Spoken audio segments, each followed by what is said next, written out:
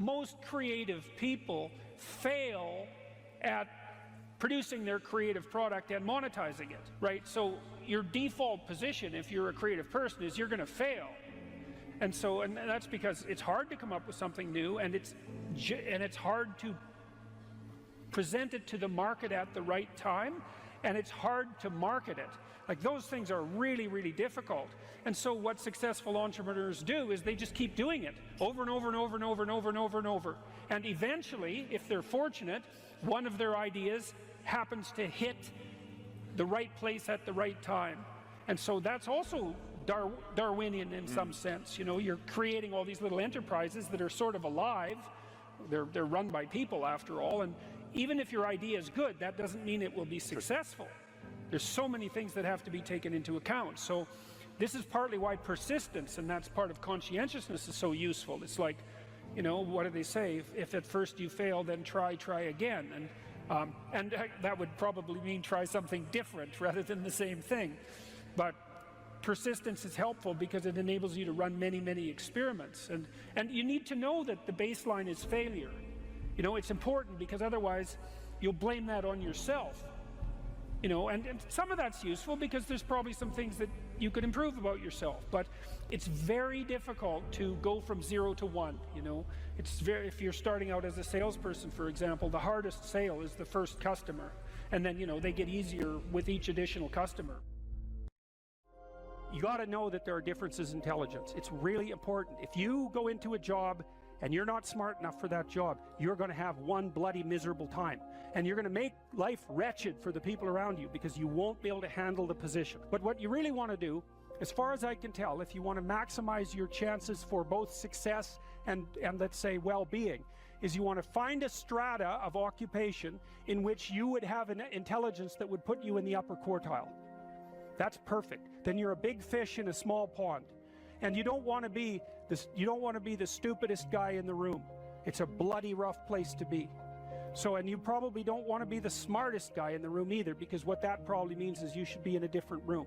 If you want to be the best at what you're doing, bar none, then having an IQ of above 145 is a necessity, and maybe you're pushing 160 in some situations, and maybe that's making you one person in 10,000 or even one person in 100,000. And then also, to really be good at it, you probably have to be reasonably stress tolerant and also somewhat conscientious. There's nothing you can possibly do to become more deadly than to improve your facility with language.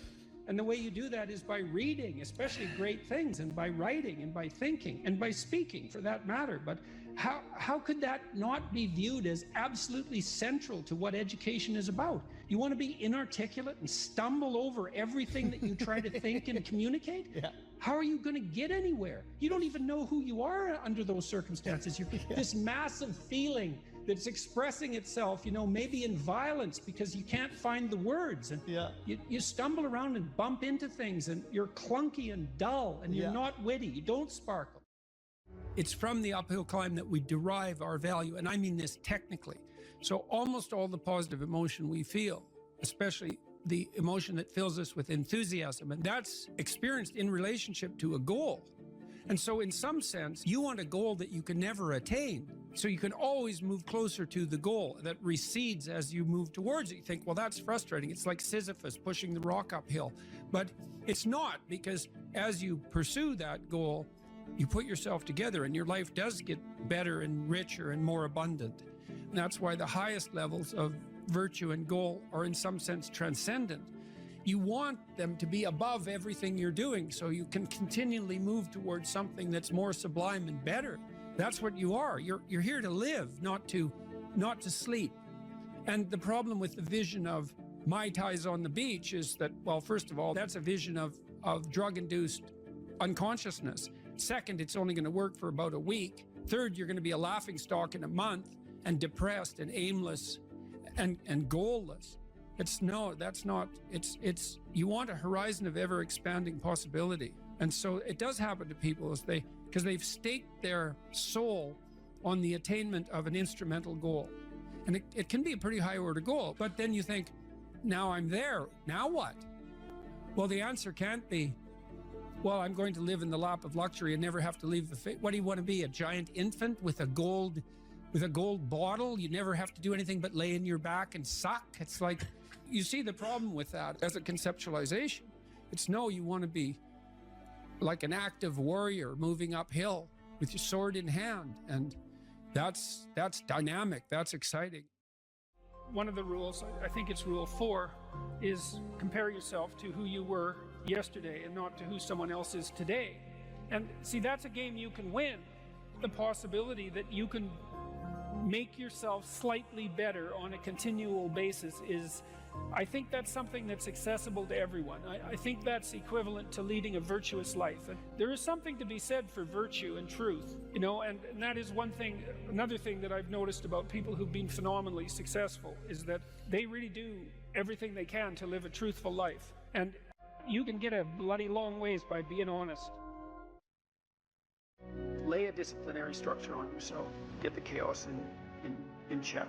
And then you can move towards a state that's freer. It's discipline first. Like, look, if you're going to become a concert pianist, there's going to be several thousand hours of extraordinarily disciplined practice. That's the imposition of order on your potential, let's say. But what comes out of that is a much grander freedom. And so virtually every freedom that you have in life that's true freedom is purchased at the price of discipline. But it's not some casual self-help doctrine. It's that if you don't organize yourself properly, you'll pay for it, and in a big way, and so will the people around you. And I would say, start where you can start. You know, if something announces itself to you as in need of repair, that you could repair, then hey, fix it. You fix 100 things like that, your life will be a lot different.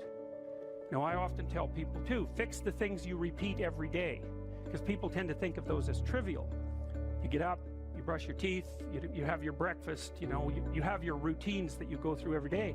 Well, those probably constitute 50% of your life. And people think, well, they're mundane, I don't need to pay attention to them. It's like, no, that's exactly wrong. The things you do every day, those are the most important things you do, hands down. People are afraid of the truth because often if you reveal it, it causes conflict in the moment. Telling the truth is definitely an adventure. Seeking for sure, but also telling. Another way of going about it is to just say what you think and see what happens. That's an adventure because you don't know what the outcome is going to be. So look, there's this old idea that it's necessary to have faith in the truth.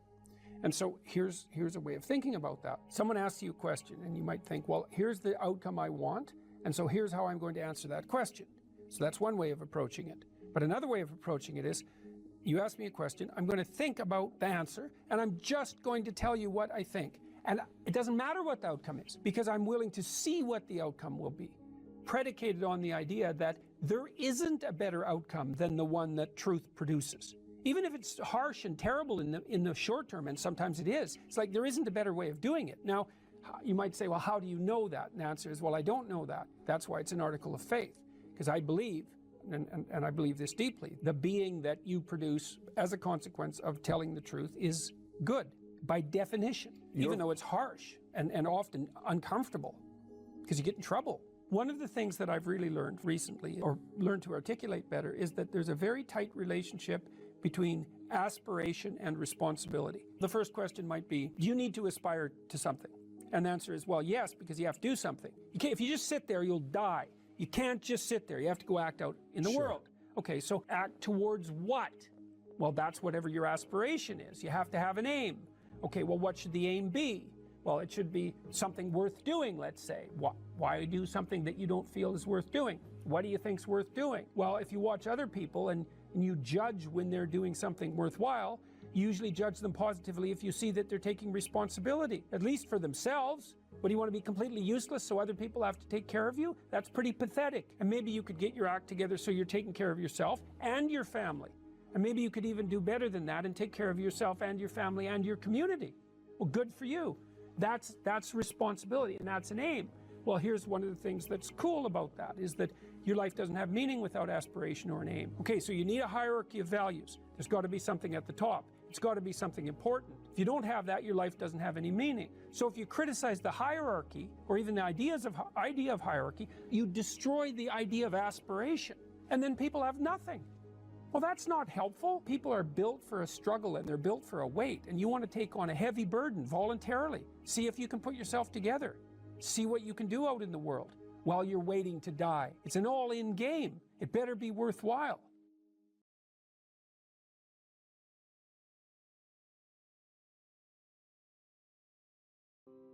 Well, one of the things that I think can be really useful, and this is also a skill that will serve you well for the rest of your life, is to start using a schedule, like a Gmail calendar, and schedule in studying time, for example. Now, so I've got some thoughts about using a schedule. People often don't like schedules because it's like developing your own tyrant. You know, it's, okay, well, here's a whole bunch of things I have to do tomorrow. That's my schedule, and I better stick with it, or I'm a bad person, I'm a failure. And that's not the right way to go about it, the scheduling. What you want to do with the schedule is design the day that you would like to have. Now, some of that's going to involve responsibilities that you have to live up to, or your life will get worse, right? So, but I would say, if you're trying to start learning how to manage your school stress, is like, schedule in 10 minutes of homework. Maybe before you go to school in the morning, if you can get up. You probably can't, because teenagers have a hard time getting up in the morning. But start with 10 minutes. See if you can train yourself to sit down for 10 minutes after dinner, some regular time, and do 10 minutes of homework. And that's it. Put that in there as a goal. And then maybe if you've done your 10 minutes of homework, you can schedule in, I don't know, 15 minutes of playing a video game if you want, some sort of reward. But start figuring out how to organize your day so that you get to do the things that you want to do, and you do some of the things that you have to do in a manner that you think you could actually do, in a manner that would be sustainable across time. And that, like, the part of your brain that makes you anxious is really unhappy if you don't have a plan. And so one of the fastest ways to start to deal with too much negative emotion, too much stress-related negative emotion, is to make a plan and to make it concrete. And so I would say, and a schedule is an unbelievably useful way of doing that. And you think, in my mind, well, in your mind, well, why am I filling out this calendar for the week? Well, so I know what I'm doing, so that I'm not anxious, so that I'm doing things I want to do, so I have something to look forward to, and so that I'm doing things that I have to do, so that my life doesn't go spiral downhill and might make me more miserable and resentful and bitter. And so you can start to use a schedule as your friend, and like, that'll take a year of practice to get good at. So if it doesn't work well in the first week, don't give up. Just keep doing it until you get yourself disciplined and are able to stick more and more to your plans. And that will help you so much in your life, you just can't believe it. So what you want to do is chop up that overwhelming infinity into a set of manageable tasks. And you want to think, well, you know, some of those tasks might be like, well, maybe you could put some order into your room. You know, or maybe you could make your room a little bit more beautiful, or maybe you could think of one thing around the house that you could do that would actually be helpful, and you're doing that to improve your life. That's the point. You're not doing it because someone's shaking a stick at you and telling you that this is what you have to do if you're going to be a good person. That's not the point. And you also, with your schedule, you think, well, I'm going to design this schedule for someone I like. And that person that I'm designing the schedule for that I like is going to be me. And so it isn't the schedule of a slave master to a slave. It's a negotiated schedule that you arrange with yourself so that you can have a decent life. But it's a very powerful tool to have a calendar at your disposal. And if you can learn to use that young, just put a few things in it. Put in your classes, put in a few assignments, put in some things that you might want to do. Just start stupidly and badly, and you'll get good at it and assume you'll get good at it over about a year, and that'll change your life. Like if you learn to listen to people, if you decide that you're not going to say things that you know to be untrue, and if you learn how to schedule your time, your life will change for the better so much that you won't believe it, and that will keep happening more and more and more and more as you get older. So it's a great thing to start practicing if you could start practicing that when you're a teenager, and you get that under control by the time you're 18, you'll be absolutely deadly. You'll be so far ahead of other people who don't do any of that you won't believe it, and you'll just continue to accrue benefits as a consequence. Well, the thing is that, or one of the things is that, you are going to be putting up with other people's problems and troubles for the rest of your life. And what you want to do is live your life in a manner that makes all of that tolerable. And so I would say, with the scheduling and with the attempt to speak honestly, and with the development of goals that are valuable to you, you're going to be occupied enough with your own life and see enough of the quality of that life so that you'll be able to actually be able to tolerate a fair bit of noise and stress coming at you from other directions. And I would also say that the more that you put yourself together in the manner that we've already discussed, the better other people will treat you, and the less unnecessary suffering and distress that you're going to encounter. And I would say, and I'll close with this, I would say to your viewers, don't underestimate the utility of getting your act together. Another thing you can do is, and this is like deciding that you're going to stop saying things that you know not to be true. The other thing is, you could decide to stop doing things that you notice make you weak. And it's a game that you're playing with yourself. It's like you're out with your friends, you do something maybe because you think it'll make you popular, and you notice that makes you feel kind of subordinate and weak, and think, aha, I shouldn't do that again. I don't know exactly what it is that I did wrong, but it made me feel weak. It made me feel like I was coming apart at the seams. It's not the thing I should repeat. So you try to do things that make you stronger. You try to say things that make your speech more true and accurate. You try to aim at things that you think are worth attaining, and you get yourself disciplined and in order, and that will do. There's nothing else you can do in your life that will be of more benefit to you and to other people simultaneously. And if you could start that when you're a kid, man, I tell you, you'll be so far ahead. You'll be so far ahead by the time you're 18 or 19 that it'll be like you're in a different universe.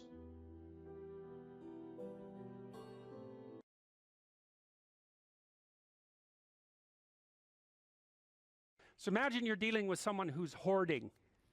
Now, people who are hoarding are often older or neurologically damaged, or they have obsessive compulsive disorder. But then you walk into their house and there's like 10,000 things in their house. There's maybe 100 boxes, and you open up a box, and in the box there's some pens and some old passports and some checks and their collection of silver dollars and some hypodermic needles and some dust and a dead mouse and there's boxes and boxes and boxes like that in the house. It's absolute chaos in there. Absolute chaos, not order, chaos.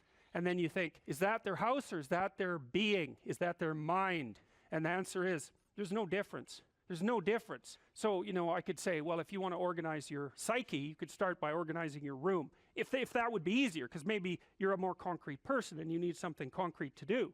So you go clean up under your bed, and you make your bed, and you organize the papers on your desk, and you think, well, just exactly what are you organizing? Are you organizing the objective world, or are you objecting your field, or are you organizing your field of being, like your field of total experience? And Jung believed that, and I think there's a Buddhist doctrine that's sort of nested in there, that at the highest level of psychological integration, there's no difference between you and what you experience. Now you think, well, I can't control everything I experience, but that's no objection, because you can't control yourself anyway. So the mere fact that you can't extend control over everything you experience is no argument against the idea that you should still treat that as an extension of yourself. So you could say, well, let's say you have a long-standing feud with your brother. Well, is that a psychological problem? Is that him? Is it a problem in the objective world, or is it a problem in your field of being? And it's very useful to think that way, because you might ask, what could you do to improve yourself?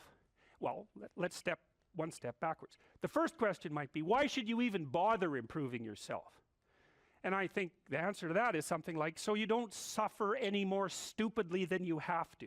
And maybe so others don't have to either. It's something like that. Like there's a real injunction at the bottom of it. It's not some casual self-help doctrine. It's that if you don't organize yourself properly, you'll pay for it, and in a big way, and so will the people around you. Now, and you could say, well, I don't care about that, but that's actually not true. You actually do care about that, because if you're in pain, you will care about it.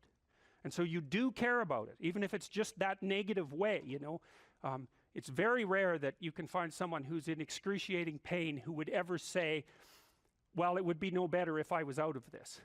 Sort of pain is one of those things that brings the idea that it would be better if it didn't exist along with it. It's incontrovertible. So you get your act together so that there isn't any more stupid pain around you than necessary. Well, so then the question might be, well, how would you go about getting your act together? And the answer to that, and this is a phenomenological idea too, it's something like, look around for something that bothers you and see if you can fix it.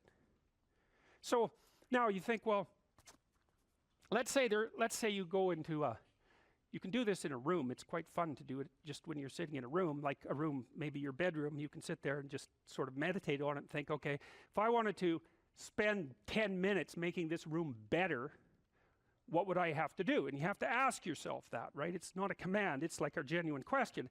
And things will pop out in the room that you like, there's a stack of papers over there that's kind of bugging you, and you know that maybe little order there would be a good thing, and there's some rubbish behind your computer monitor that you haven't attended to for like 6 months, and the room would be slightly better if it was a little less dusty and the cables weren't all tangled up the same way. And like, if you allow yourself just to consider the expanse in which you exist at that moment, there'll be all sorts of things that'll pop out in it that you could just fix. And I might say, well, if you were coming to see me for psychotherapy, this easiest thing for us to do first would just be to get you to organize your room. You think, well, is that psychotherapy? And the answer is, well, it depends on how you conceive the limits of your being. And I would say, start where you can start. If something announces itself to you, which is a strange way of thinking about it, as in need of repair, that you could repair, then, hey, fix it. You fix 100 things like that, your life will be a lot different. I often tell people too, fix the things you repeat every day, because people tend to think of those as trivial, right? You get up, you brush your teeth, you have your breakfast, you have your routines that you go through every day. Well, those probably constitute 50% of your life. And people think, well, they're mundane, I don't need to pay attention to them. It's like, no, that's exactly wrong. The things you do every day, those are the most important things you do. Hands down. All you have to do is do the arithmetic. You figure it out right away. So 100 adjustments to your broader domain of being, and there's a lot less rubbish around, and a lot fewer traps for you to step into. And so that's in keeping with Jung's idea about erasing once you've got your mind and your emotions together, and once you're acting that out, then you can extend what you're willing to consider yourself and start fixing up the things that are part of your broader extent. Now, sometimes you don't know how to do that. So you might say, imagine you're walking down Bloor Street and there's this guy who's like alcoholic and schizophrenic and has been on the streets for 10 years. He sort of stumbles towards you and, incoherently mutters something. That's a problem. And it would be good if you could fix it, but you haven't got a clue about how to fix that. You just walk around that and go find something that you could fix, because if you muck about in that, not only is it unlikely that you'll help that person, it's very likely that you'll get hurt yourself. So, just because while you're experiencing things announce themselves as in need of repair doesn't mean that it's you right then and there that should repair them. You have to have some humility. You don't walk up to a helicopter that isn't working and just start tinkering away with it. You have to stay within your domain of competence. But most of the time, if people look at their lives, it's a very interesting thing to do. I like the idea of the room, because you can do that at the drop of a hat. You go back to where you live and sit down and think, okay, I'm going to make this place better for half an hour. What should I do? And you have to ask, and things will just pop up like mad. And it's partly because your mind is a very strange thing. As soon as you give it an aim, a genuine aim, it'll reconfigure the world in keeping with that aim. That's actually how you see to begin with. And so if you set it a task, especially, you have to be genuine about it, which is why you have to bring your thoughts and emotions together, and then you have to get them in your body so you're acting consistently. You have to be genuine about the aim, but once you aim, the world will reconfigure itself around that aim, which is very strange. And it's technically true. The best example of that, you have all seen this video where you watch the basketballs being tossed back and forth between members of the white team versus the black team, and while you're doing that, a gorilla walks up into the middle of the video and you don't see it. It's like, you know, if you thought about that experiment for about 5 years, that would be about the right amount of time to spend thinking about it. Because what it shows you is that you see what you aim at. And that, man, if you can get one thing through your head as a consequence of even being in university, that would be a good one. You see what you aim at. And so because one inference you might draw from that is, be careful what you aim at. Right? What you aim at determines the way the world manifests itself to you. And so if the world is manifesting itself in a very negative way, one thing to ask is, are you aiming at the right thing? Now, you know, I'm not trying to reduce everybody's problems to an improper aim. People get cut off at the knees for all sorts of reasons. You know, they get sick, they have accidents. There's a random element to being, that's for sure. And so you don't want to take anything, even that particular phrase, too far. You want to bind it with the fact that random things do happen to people, but it's still a great thing to ask. Okay, so Rogers was a phenomenologist, and he was interested in, he didn't start his philosophy from the perspective of subject versus object, or from the idea of psyche, like sort of inside you, your mind with its layers. That's not how he looked at it. And so let's go through, well, I'll introduce you to Rogers. I think and then we'll talk about it more next time. I'm going to start, though, with something that I learned from him that I think was of crucial importance. And so we'll set the stage for the further discussion with this. And I'm going to read it to you. Assuming a minimal mutual willingness to be in contact and to receive communications, we may say that the greater the communicated congruence of experience, awareness, and behavior on the part of one individual, the more the ensuing relationship will involve a tendency towards reciprocal communication with the same qualities. Mutually accurate understanding of the communications, improved psychological adjustment and functioning in both parties, and mutual satisfaction in the relationship. It's quite a mouthful. What does it mean? Assuming a minimal mutual willingness to be in contact and to receive communications. Okay, we're having a conversation. I'm deciding I'm going to listen to you. Right? That's different than how people generally communicate, because usually when they communicate, they're doing something like, okay, we're going to have a conversation and I'm going to tell you why I'm right and I'll win if you agree. Or maybe you're having a conversation where, I don't know what you're trying to do. Maybe you're trying to impress the person you're talking to. So you're not listening to them at all. You're just thinking about what you're going to say next. Okay, so that's not this. This is, you might have something to tell me. And so I'm going to listen on the off chance that you'll tell me something that would really be useful for me to know. And so you could think about it as an extension of the Piagetian, you know, Piaget talked about the fundamentally important element of knowledge being to describe how knowledge is sought, the process by which knowledge is generated. Well, if you agree with me and I find that out, I know nothing more than I knew before. I just know what I knew before. And maybe I'm happy about that because, you know, it didn't get challenged. But I'm no smarter than I was before. But maybe you're different than me, and so while I'm listening to you, you'll tell me something I don't like. Maybe it's something I find contemptible or difficult, whatever. Maybe you'll tell me something I don't know, and then I won't be quite as stupid. And then maybe I won't run painfully into quite as many things. And that's a really useful thing to know, especially if you live with someone and you're trying to make long-term peace with them, is they're not the same as you. And their way they look at the world and the facts that they pull out of the world aren't the same as your facts.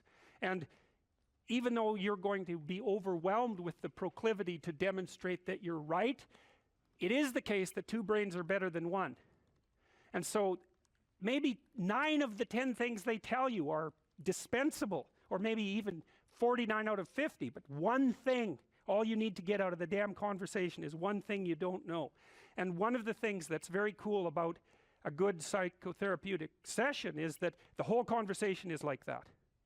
All you're doing is trying to express the truth of the situation as clearly as possible. That's it. And so now Rogers' proposition, and I'll tell you why he derived it, was that if you have a conversation like that with someone, it will make both of you better.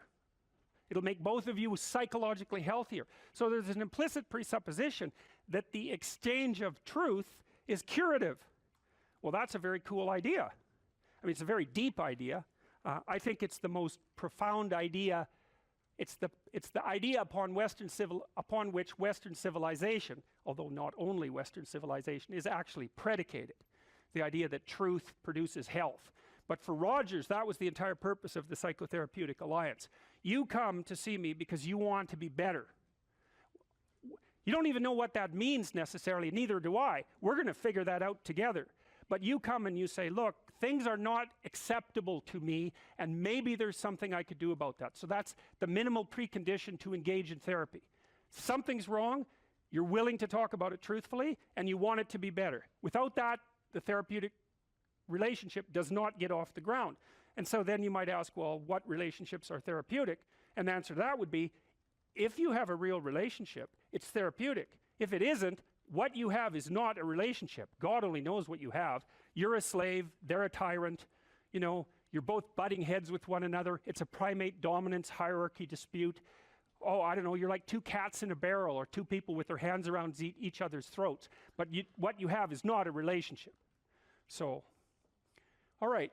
We may say that the greater the communicated congruence of experience, awareness, and behavior on the part of one individual, that's a reference to the same idea that I was describing with regards to Jung. So let's say you come and talk to me and you want things to go well. Well, I'm going to have to more or less be one thing, because if I'm all over the place, you can't trust any continuity in what I say.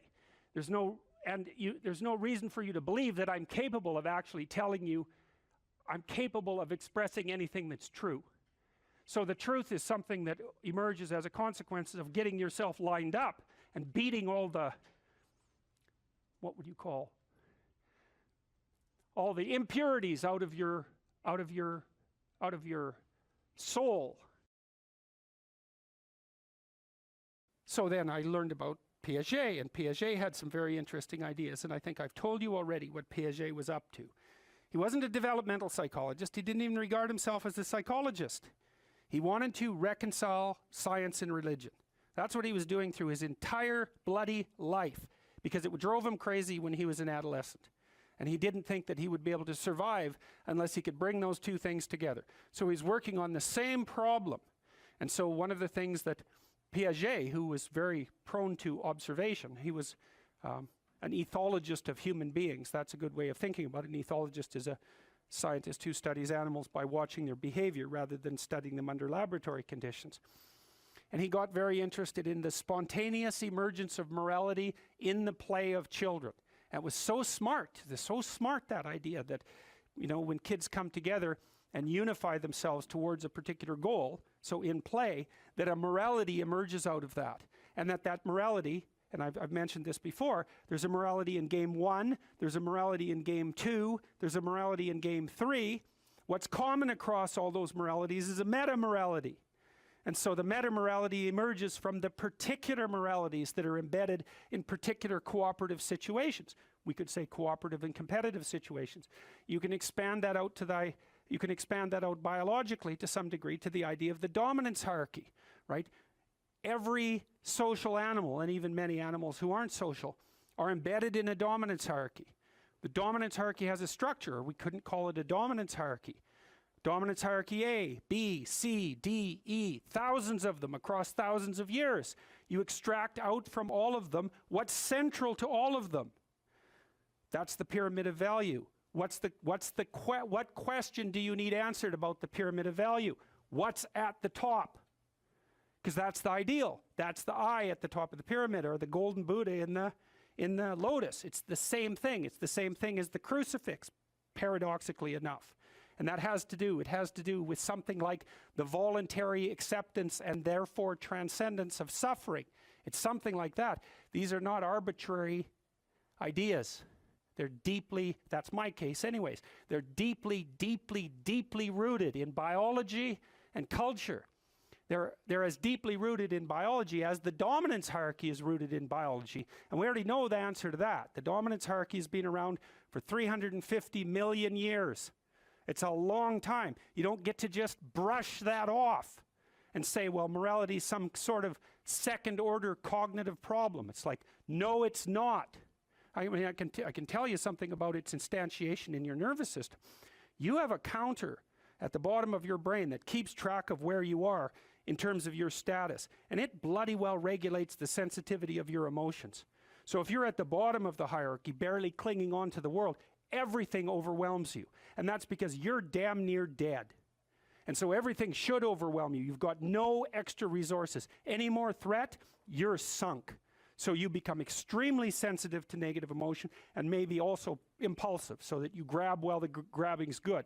And if you're nearer the top in the dominance hierarchy and your counter tells you that, then your serotonin levels go up, you're less sensitive to negative emotion, you're less impulsive, you live longer, like everything works in your favor. Your immune system functions better, and you're oriented at least to some degree towards the medium and long-term future.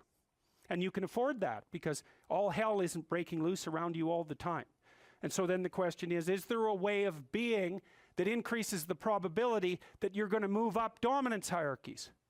Well, that doesn't seem to be a particularly provocative proposition, unless you think that it's completely arbitrary and random, and that you can think that if you want, but I don't think there's any evidence for that whatsoever. I mean, we certainly have, even for sexual selection, we impose criteria.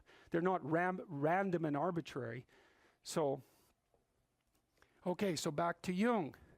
So what was Jung trying to do? Well, he was trying to see, Jung believed that once we had stopped populating the cosmos with gods, that they went inside.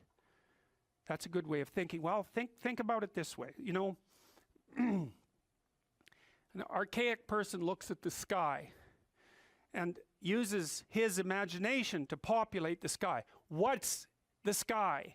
Well, it's the constellations. It's the domain of the gods. Well, why? Well, because the gods are what are out there beyond your understanding. Well, that's what you see when you look up at the sky. So you populate the night sky with figures of your imagination. So the gods are the things that you broadcast out of your imagination and see spread over the world. It's like the contents of your unconscious are manifesting themselves when you encounter the unknown. It's exactly what it is. That's exactly how else could it be, right? You're projecting your fantasy onto what you don't understand. That's how you start to cope with what you don't understand. You populate the unknown with deities. Where did they come from? They came from your imagination. Well, what happens when you take them out of the world? Do they disappear? No. They just go back into your imagination. So that's where Jung dug down to find them. That's the same motif as rescuing your dead father or rescuing your father from the belly of the whale. It's the same idea, is that the corpses of the gods inhabit your imagination. So where do you go if you need to revivify them? You go into your imagination. And that's exactly what Jung did. And I mean, this is no secret. If you read Jung, he tells you that's what he did. He tells you that's why he did it. It's not an interpretation on my part. Well, so then the question is, what's down there? Is it just mess and catastrophe? Or is there something in it that's patterned? Well, Jung's proposition was that you rediscover the great archetypes that guide human being by investigating the structure of your imagination. When he thought about the imagination, in some sense, at least in part, as a manifestation of your biology. Well, yes. What else would it be? You know, when I told you that story about my nephew, I believe, right, about him running around as a knight and then going off to have a combat with the dwarves and the dragons. It's like, well, where did that come from? Well, partly it came from his culture, right, because he was a knight, and so obviously that's a cultural construct. But the thing is that his imagination it's this structure that's looking for things to fill itself with, just like your predisposition to language. You have a predisposition to language. What is that? We don't know. What does it do? It looks for things in the world to fill itself with, right? And if you first of all, when you start to learn how to speak, you babble every phoneme. Did you know that? If I was learning to speak an Asian language, there would be phonemes I couldn't pronounce, and vice versa.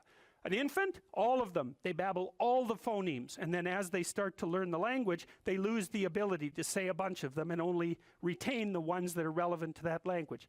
So a baby babbles all possible languages, that's a way of thinking about it, and then loses the ability.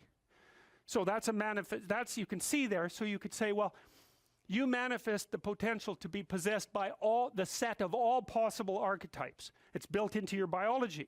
And then as you're enculturated in your own culture, the set of archetypes that manifest themselves in that culture are the ones that you pull in for your own use. So my nephew's running around like a knight. Well, you know, if he would have been born in the middle of the Amazon, he would have been running around with a bow and, you know, a poisoned arrow and a bow. It's the same thing. It's the same idea. It's just trapped out in different cultural dress. And his little imagination was trying to solve the problem. How do you deal with the unknown? Well, what's the unknown? It's these little devils that keep jumping up on you and biting you, and they come out without end. So just killing them, it's like cutting the head off the Hydra, right? 7 more grow. Well, what the hell good is it to solve one problem when there's just a bunch more problems that are going to come after you? And that's everyone's question. That's the ultimate question of nihilism. Right? Why bother solving a problem if all that's going to happen is that 20 more problems are going to come your way? Why not just give up and die? Well, right, it's a good question. It's a good question, right? Is the suffering so intense that the whole game should just be brought to an end? That's another fundamental question of existence. And people who've become truly malevolent answer that question in the affirmative. They say, it's too much, we should destroy it. Now, I wouldn't say they're precisely doing it only for humanitarian reasons, but you have to understand and appreciate the logic. It's not irrational. That's the other thing. It's not irrational to work for the destruction of being. It's not irrational. In fact, it might be the most rational thing you could come up with. Depends on your initial set of presuppositions. So, Jung, down into the belly of the beast, so to speak, to see what lurks in the imagination. He sees the birthplace of archetypal ideas. Well, what are archetypal ideas? They're patterns of, you could think about them as representations of patterns of adaptive behavior. And so then you might ask, well, where did they come from? Well, that's part of what I've been trying to teach you about. They evolved, as far as I can tell, right? They evolved collectively, is that our society, and this is the dominance hierarchy idea. Dominance hierarchies set themselves up as a matter of course. They're the standard way that animals organize themselves in a territory. Well, okay, human beings are watching those dominance hierarchies since we became self-aware, thinking, what the hell are we up to? What the hell are we up to? And there's a question that lurks in there. What constitutes acceptable power? What constitutes acceptable sovereignty? Who should lead? Who should rule? What should be at the top? Well, we talked about that. The Mesopotamians figured that out. Speech and vision, that's Marduk. Speech, vision, and the willingness to confront the terrible unknown. That's what should rule. Well, what? Is that an arbitrary idea, or is that a great idea? How could it be any other way? Well, that's what human beings are like. And I don't think that you can read the Mesopotamian story and understand the reference, which isn't an easy thing to do, and fail to draw that conclusion. Marduk has eyes all the way around his head. He speaks magic words. He goes off to fight Tiamat, the dragon of chaos. Well, what's that? That's the reptilian predator that lurks in the unknown. Well, is any of that, is there anything about any of that that stands in opposition to what you would presume if you were just analyzing our situation from a purely biological perspective? We're prey animals, we're predators. We've been threatened by reptiles forever. Why wouldn't we use the predator that lurks in the dark forest or the water as a representative of the unknown? Why wouldn't we harness that circuitry? We already have it at hand, and even more to the point, how could we do anything else? It makes perfect sense. Well, so then you might say, well, what would you want to be king? You could say king of the world or king of your own soul. What do you want to subordinate yourself to? How about your heroic willingness to encounter the unknown and articulate it and share that with people? There's no nobler vision than that. And I don't see that it's merely arbitrary. And so, and it's not merely arbitrary too, because if you do that, to the degree that you do that, assuming your society isn't entirely corrupt, you will be successful. It will actually aid you practically. You'll rise up above men. You'll be selected by women. You'll be admirable. You'll be valued. And you know that because if you look at the people that you admire and value, again, unless you've taken a detour into dark places and are possessed with admiration for people who are working for malevolent purposes and for destruction, you just have to watch the people that you admire and try to figure out what's common across them and draw your own conclusions. And you can ask yourself too, when you're torturing yourself with your conscience because you're not doing what you should be and you know it, what is it that you're torturing yourself in relationship to? You have a vision of your own ideal and you torment yourself if you're not matching it. What's the ideal? Well, you don't know, right? It's kind of incoherent and poorly articulated, but that doesn't mean it isn't trying to manifest itself and make itself known to you. It's really the purpose of religious education, is to make that ideal articulated. What steps should someone take to start developing delayed gratification when they constantly give in to instant gratification? Well, okay, imagine, I know the answer to this to some real degree because I had graduate students in particular who I picked because they were very smart and often very creative, but sometimes they weren't very conscientious.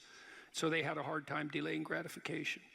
And so, well, I would say, if you would like to discipline yourself, which is a very good idea, you need to pick a direction. Pick a direction you want to go first. Pick a goal you would like to attain. And a medium to long-term goal. You might imagine something you need and want, some attainment that would motivate, whose pursuit would motivate you. And you can ask yourself that. It's a good question to ask yourself in general, you know.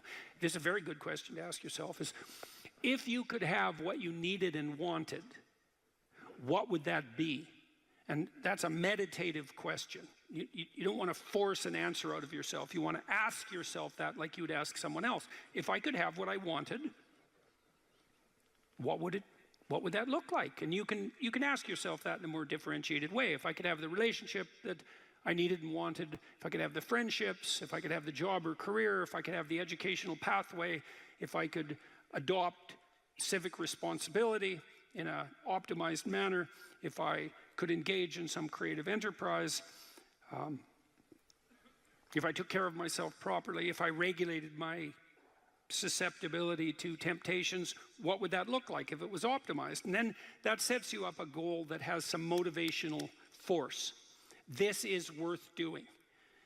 And then you might find, well, you don't do it anyways. And then I would say, well, that's because you're biting off more than you can chew.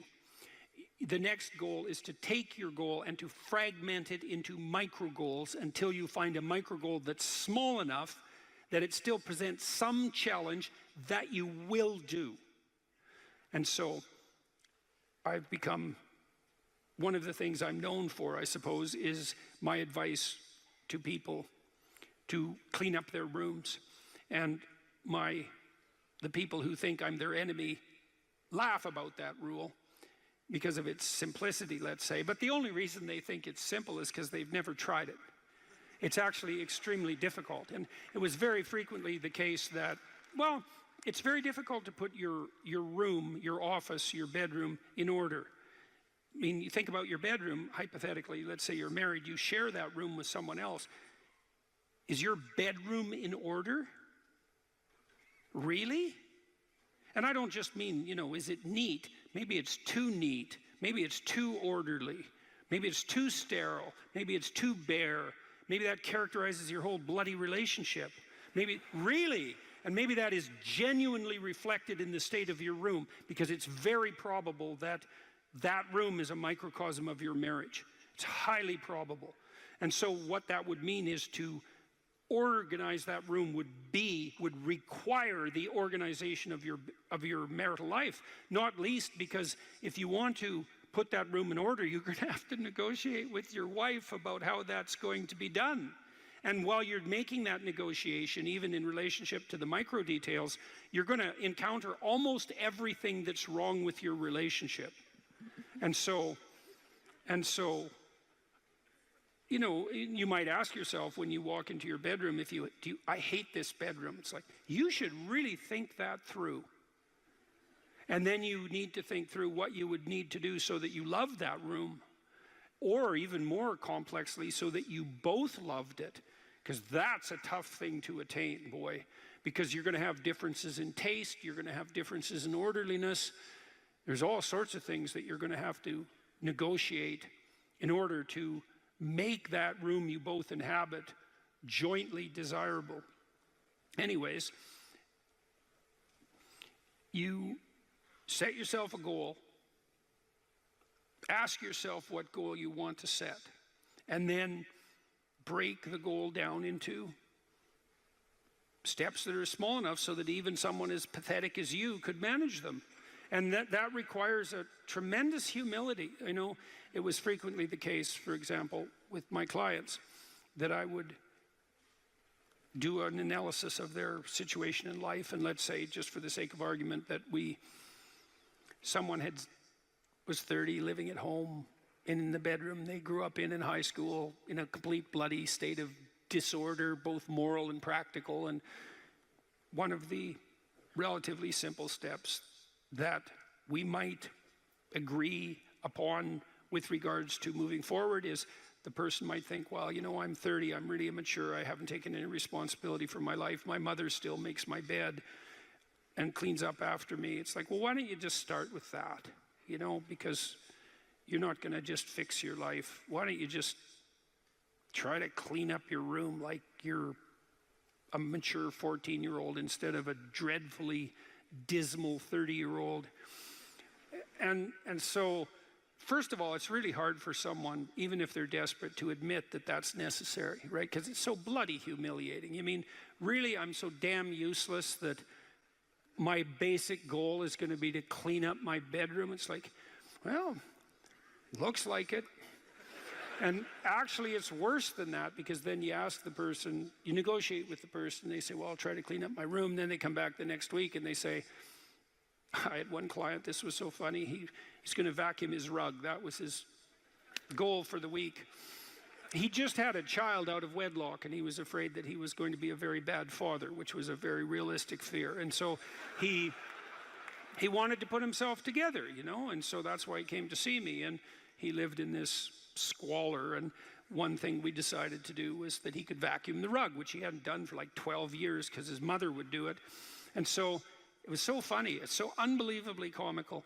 He went and got the vacuum, a stand-up vacuum, an upright vacuum, and he brought it into his room, but he didn't bring it all the way in. He put it in the doorway, leaning like this across the doorway. And then instead of vacuuming his room, he stepped over that bloody vacuum cleaner for a whole week and then came and told me that he couldn't do it. It's like, it's not surprising to me at all, because you think, well, that's such a trivial thing. It's like, if it was such a trivial thing, he'd have a clean room. It's not trivial at all. That chaos in his immediate environment was deeply emblematic of the chaos of his life. They were the same thing. And so for him to even begin the process of bringing order to chaos, which is a divine process, by the way, and the highest moral requirement, he had to be willing to face the catastrophe, the chaotic catastrophe of his life. And he hadn't done that for like 30 years. Why was he going to start that week? Just because he said he was going to? It's like, good luck. So what you do as a therapist in that situation is you just make the task smaller until you find a task so small, but still moving forward, that the person will do. So I might have said, I don't remember the particulars of the situation, I might have said, well, do you think you can get that vacuum cleaner, do you think you could move it out of the doorway into your room? That's all you have to do this week. Do you think you can do that?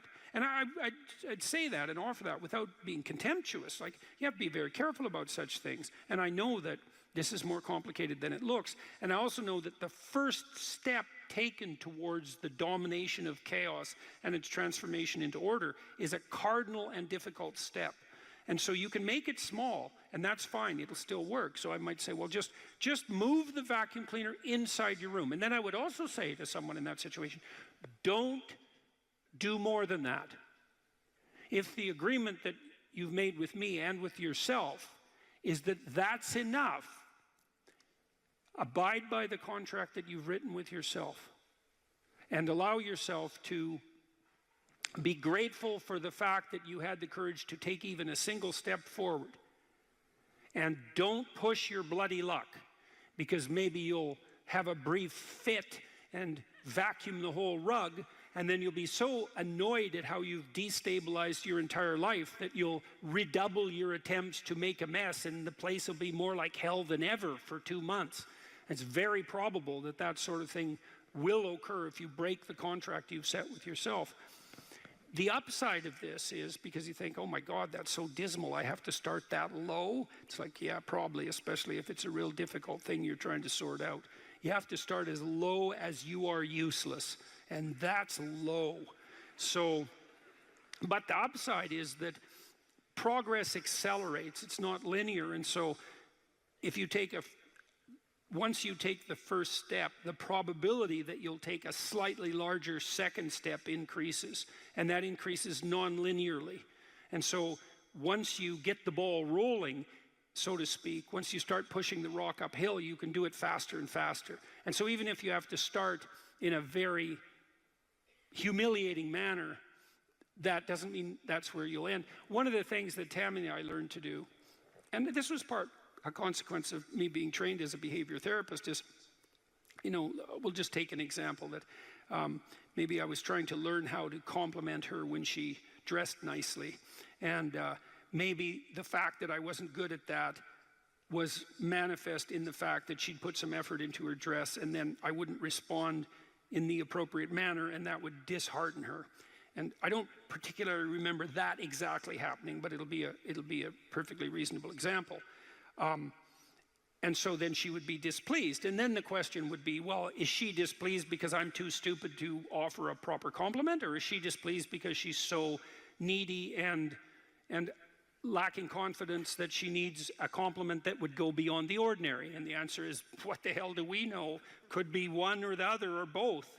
And so what's a possible solution to that? And one possible solution would be, okay, if you do put some effort into your appearance, or I do, we could reverse the situation, but if you put some effort into your appearance, and you would like to hear from me exactly the words that would reward you for doing that and provide you with the confidence to attempt it again in the future, what would those words be? You look good without a beard, dear. Thank you. You're welcome. Yeah. Very funny. Very funny. And so, and then you can say, well, if you tell me those words, I will repeat them back to you. And then the person who needs the words might object, well, that's false, it's superficial, it's artificial, it's not spontaneous. And if you really loved me, I wouldn't have to tell you what to say. It's like, well, all of that's wrong. It's like, just because I love you doesn't mean I'm not stupid. And so, in fact, I love you might even be evidence that I am, in fact, stupid. So like, help me out here. I don't know what you want, and maybe you could just tell me, and then I'll tell you what you want, and I'll do it stupidly and badly. But I'll be slightly better at it the next time. And maybe if you let me practice 50 times, stupidly and badly, I'll get reasonably good at it, and then that's something that we'll be both good at for the rest of our lives. And that's something worth knowing. If you imagine you're upset with your partner because they haven't delivered something to you, whatever it is that you want, and then there's two questions that arises, right? Are you just like immature and greedy and self-centered, or are they useless and incapable of delivering? And neither of you know, and you have to sort that out.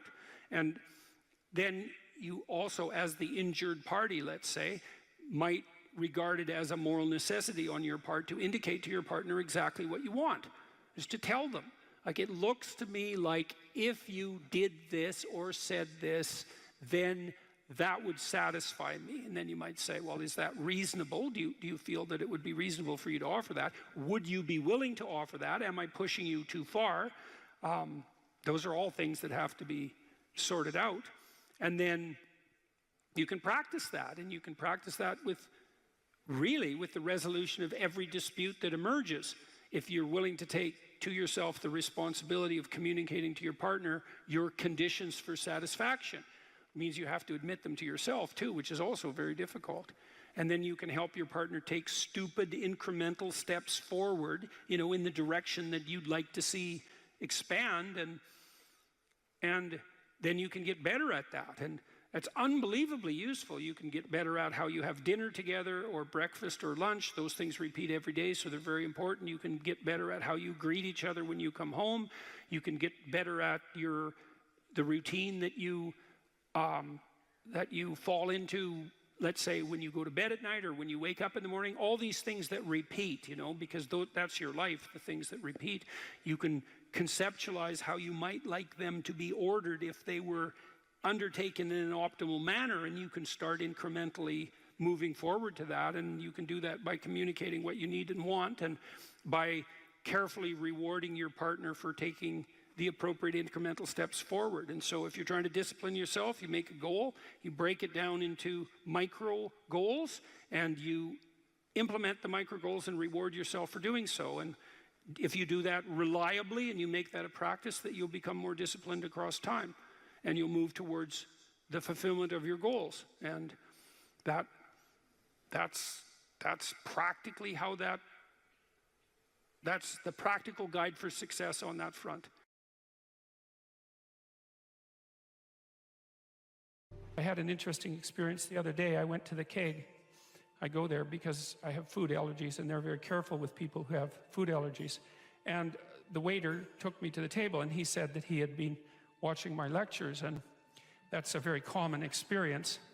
And he was happy about that, and he said that he'd had 2 promotions at the keg in the last 4 months because he'd been watching my lectures. And I really found that an affecting experience, because, you might say, well, he's working as a waiter at the keg, and there's nothing particularly heroic about that. And I disagree with that, actually, because I don't care where you're located, you can do a hell of a job, and I mean that literally.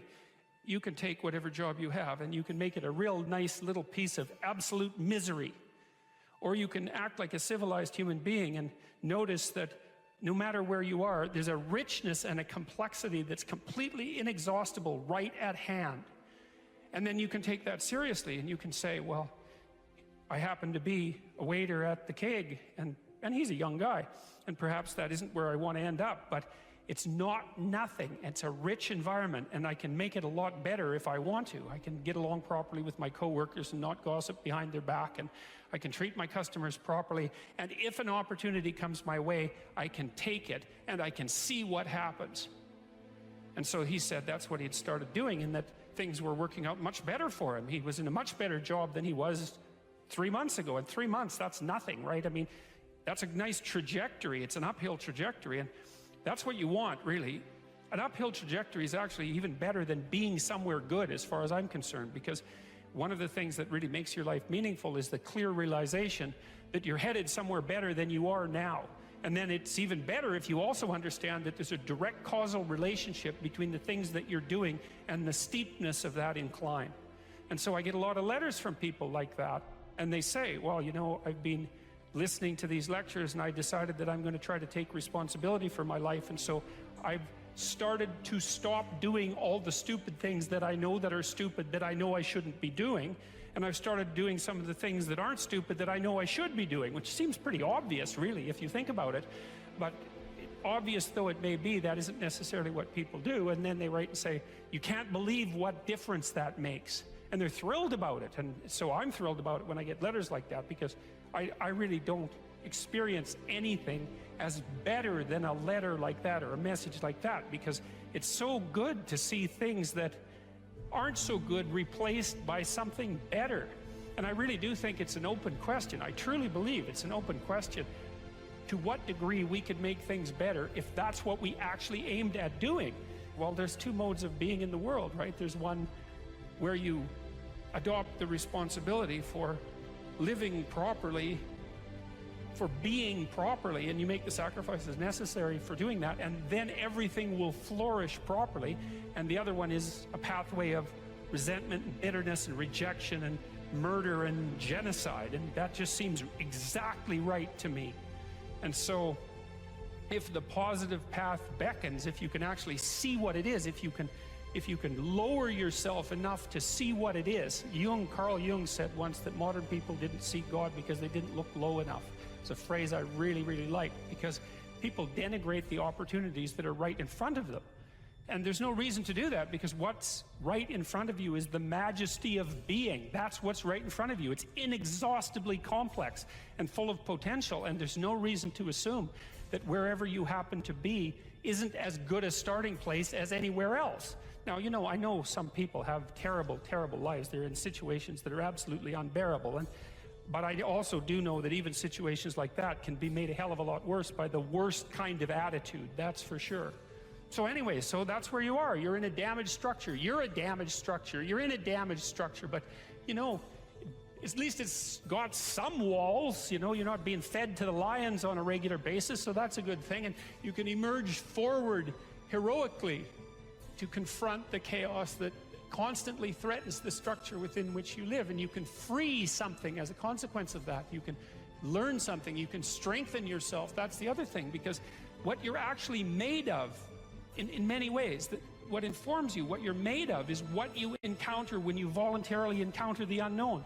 And so the more you voluntarily encounter the unknown, the more you get made of. And the more you get made of, the more there is to you. And then the more you're good at encountering the unknown and restructuring order and calling forth proper order out of the potential of being. And God, you got to think, why wouldn't you do that, since you can do that? And it's an endless mystery. You know, I think part of it is that people don't aspire to the highest good because they're deeply ashamed of themselves and their weaknesses and their insufficiencies. And that's not the only reason. I mean, there's the desire to avoid responsibility, and there's all the negative motivations as well, like resentment and hatred and the desire to make things worse. I don't want to, you know, give us too much of a break, but it's something like that. It's okay to not be in a very good place if what you're trying to do with that not very good place is make it better. And the fact that things aren't exactly the way they should be at least gives you something to do, you know, and maybe something great to do, because there's no shortage of suffering and trouble that besets the world that you could conceivably ameliorate in some way. And the utility of that and the intrinsic meaning of that is self-evident. So it also makes me curious about nihilism, for example, and despair, because, I mean, I understand those emotions. I understand them deeply, and the intellectual mindset that goes along with it, but they just seem beside the point to me in some sense, because there are so many things that need doing that all you really have to do is open your eyes and look at them and then decide that you're actually going to do something about them. And you might think, well, what's within my scope of influence is so trivial that it's not worth doing. It's like, it won't stay trivial for long if you do it. Not at all, and I don't think it's trivial to begin with. I really don't believe that anything done right is trivial. My experience in my life has been that anything I actually did paid off. It didn't pay off necessarily in the way that I expected it to pay off. That's a whole different story. But if it was genuine commitment to do something, even if it went sideways and the outcome was really something other than what I expected, the net consequence over time was nothing but good. So every new frontier that can be conquered is an advance forward, and there's no shortage of frontier because we're surrounded by the unknown. We're surrounded by our own ignorance, and we can continually move into that domain, into the domain of chaos, or we can restructure pathological order, and that's the secret to proper being. And so then you encounter chaos that way, you know, and then you can regard yourself as the sort of entity that, despite its insufficiency, has the capability to conquer chaos despite the danger of that. That's the other thing, because the fact that you're fragile is actually a precondition for your heroism, because if you weren't fragile, then there'd be nothing heroic about doing something difficult, right? Because if you couldn't be hurt or damaged or defeated or end up in failure, then where's the moral courage in the endeavor? It has to be that the fragility is built into the courage. And so it's not a reason not to engage in it at all. In fact, quite the contrary. And so then, you know, what do? Well, you put the city back together, and maybe the way you want it, so that it's functional and efficient and beautiful, and so that people can flourish there, and flourish in a manner that makes them feel that the unbearable catastrophe of being is worth it for the experience. That's what you're aiming at. And it's not an impossibility. It's not an impossibility. And then not only that, not only do you repair the city when you do that, but you make yourself the sort of thing that continually repairs the city. And that's even better. That's the end goal, because it's not the repair of the city that's the goal. It's the transformation of yourself into the thing that continually repairs the city. And so there's just no reason for that not to happen. And the more it can happen, the better. Your attention, for example, is mediated by unconscious forces. And you know that perfectly well. And this is another Freudian observation. You know, if you're sitting down to study, for example, your conscious intent is to study. But you know perfectly well that all sorts of distraction fantasies are going to enter the theater of your imagination non-stop and annoyingly. And there isn't really a lot you can do about that except maybe wait it out. You know, so you'll be sitting there reading, and your attention will flicker away. You'll think about, I don't know, maybe you want to watch Jane the Virgin on Netflix or something like that, or maybe it's time to have a peanut butter sandwich, or you should get the dust bunnies out from underneath the bed, or it's time to go outside and have a cigarette, or maybe it's time for a cup of coffee, or it's like all these subsystems in you that would like something aren't very happy just to sit there while you read this thing that you're actually bored by, and so they pop up and try to take control of your perceptions and your actions non-stop. Maybe you think, well, this is a stupid course anyways. Why do I have to read this damn paper? And what am I doing in university? And what's the point of life? It's like you can really get going if you're trying to avoid doing your homework. And then you might think, well, what is it in you that's trying to avoid? Because after all, you took the damn course and you told yourself to sit down. Why don't you listen? Well, because you're a mess. That's basically why. You haven't got control over yourself at all. And no more than I have control over this laptop. Okay, so there's the memory function of the unconscious, and there's the dissolutive function. That's an interesting one. The unconscious contains habits, once voluntary, now automatized, and dissociated elements of the personality, which may lead a parasitic existence. That's an interesting one. I would relate that more to procedural memory. You know, so what you've done is practice certain habits, whatever they might be. Let's call them bad habits. And you like those things to get under control, but you can't. So maybe when you're speaking, for example, you use like and you know, and you say a lot. And you've practiced that, so you're really good at it. And you'd like to stop it, but you don't get to, because you've built that little machine right into your being, right? It's neurologically wired, and it's not under conscious control. And anything you practice becomes that. It becomes part of you, and that's another element of the unconscious, a different part. And then there's a creative part, which is that, well, you know, you're sitting around and maybe you're trying to write something, or maybe you want to produce a piece of art or a piece of music, or maybe you're just laying in bed dreaming, and you have all these weird ideas, and especially in dreams, it's like, where do those things come from? And even more strange, one of the things that's really weird about dreams, and almost impossibly weird, is that you're an observer in the dream. It's like a dream is something that happens to you. Well, you're dreaming it, theoretically, so how is it that you can be an observer? It's almost like you're watching a video game or a movie, but you're producing it, at least in principle, although the psychoanalysts would say, well, no, not exactly. Your ego isn't producing it. Your unconscious is producing it. It's a different thing. It's a different thing. And of course, Jung would say, well, it's deeper than that. The collective unconscious might be producing it. It's, in some sense, it isn't you exactly, or it isn't the you that you think of when you think of you. And that's the ego from the Freudian perspective, the you that you identify with. That's the ego. And outside of that is the unconscious. The that's more the place of impulses, and you could think about those as the biological subsystems that can derail your thinking, right? And that govern things like hunger and sex and aggression and your basic instincts is another way of putting it. And it's a reasonable way of thinking about it, because these are subsystems that you share with animals. You share them certainly with mammals. You share most of them with reptiles. You share a lot of them with amphibians, and even going all the way down to crustaceans. There's commonality, for example, in the dominance hierarchy circuits. And so these are very, very old things. And the idea that you're in control of them is, well, you're not exactly in control of them. And I would say the less integrated you are, the less you're in control of them, and the more they're in control of you. And that can get really out of hand, you know. You can be, like with people who have obsessive compulsive disorder, for example, which seems to be, I would say, the dissolutive elements in some sense of the unconscious, the way that it's portrayed here. Poor people with obsessive compulsive disorder, they can spend half their time doing things that they can't really control, and they have very strong impulses to do them. And it's very hard on them to block them, you know. They'll almost panic if those things are blocked. And then you have people with Tourette's syndrome, you know, that they'll be doing all sorts of weird dances and spouting off obscenities and imitating people without being able to control it.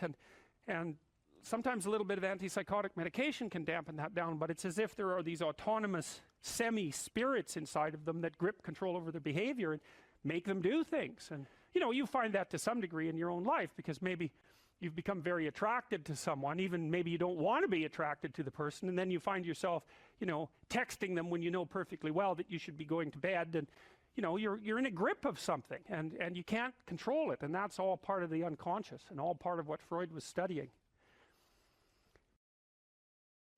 People don't get what they want is because they don't actually figure out what it is. And the probability that you're going to get what would be good for you, let's say, which would even be better than what you want, right? Because, you know, you might be wrong about what you want easily, but maybe you could get what would really be good for you. Well, why don't you? Well, because you don't try.